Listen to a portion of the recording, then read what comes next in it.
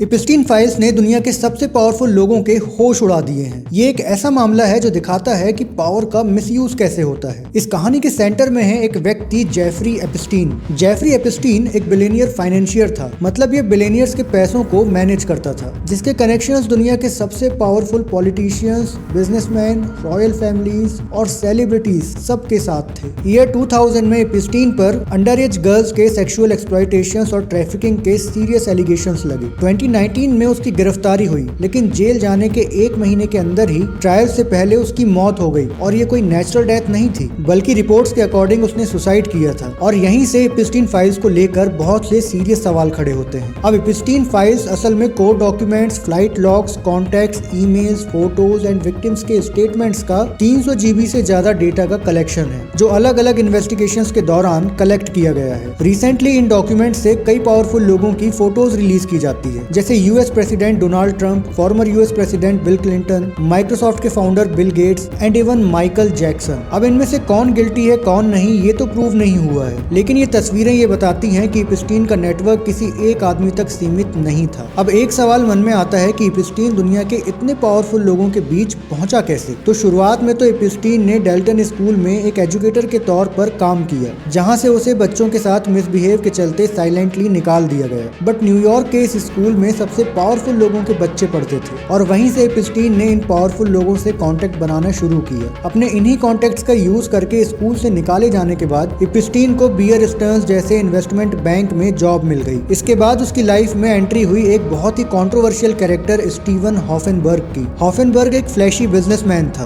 और एपिस्टीन को इसकी कंपनी में एक सीनियर रोल मिल गया। बट बाद में हॉफनबर्ग एक फ्रॉड के केस के चलते जेल चला गया, लेकिन सरप्राइजिंगली एपिस्टीन यहाँ पर बच गया। जिसके बाद एपिस्टीन ने खुद की इनविजिबल फर्म बनाया और अपने आप को एक बिलियनियर फाइनेंशियर के तौर पर इंट्रोड्यूस किया। फिर इस कहानी में एंट्री हुई अमेरिका के एक बहुत बड़े बिलियनियर लेस वैक्सनर की। लेस वैक्सनर वही बिलियनियर है जिसने विक्टोरिया सीक्रेट जैसे ब्रांड को खरीदा था। अब वैक्सनर ने एपिस्टीन पर इतना ट्रस्ट किया कि उसे अपने $1 बिलियन का मैनेजमेंट दे दिया। यहीं से एपिस्टीन के पास आया बेशुमार पैसा और पावर, जिसके चलते एपिस्टीन बिलियनियर्स की तरह लग्जरी लाइफस्टाइल जीने लगा। उसने प्राइवेट आइलैंड खरीदे, प्राइवेट जेट्स खरीदे और बिलियनियर्स के बीच अपने नेटवर्क और इन्फ्लुएंस को बढ़ाता चला गया। बच्चों के साथ किए गए पूरे घिनौने काम में एपिस्टीन का साथ देने के लिए घिसलैन मैक्सवेल नाम की एक महिला को भी 2020 में अरेस्ट किया गया, जो अब 20 साल की फेडरल प्रिजन में है। बेसिकली ये पूरा मामला पावर की दुनिया के एक ऐसे घिनौने सच का है जिसके बहुत से राज अभी भी दफन है।